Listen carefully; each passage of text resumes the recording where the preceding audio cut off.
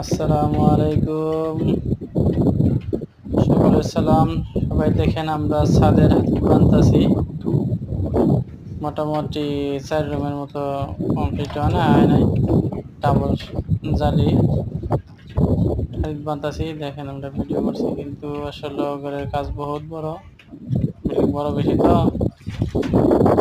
কিছু কাজ আমরা করছি। আমাদের কাজের কি পর্যন্ত হয়েছে, আমরা সবাই ছাদের হাতির রড বানতাছি। এক পুতুনি বান্ধা হয়েছে, দ্বিতীয় পুতুনি বান্ধা লাগবো, বাবার রড টানলাম, রড দিয়েছে জালি 2টা। মাশাআল্লাহ, রডের কোনো অভাব নাই, খুবই মজবুত করে বানাতেছে, কাজটা খুবই বড়।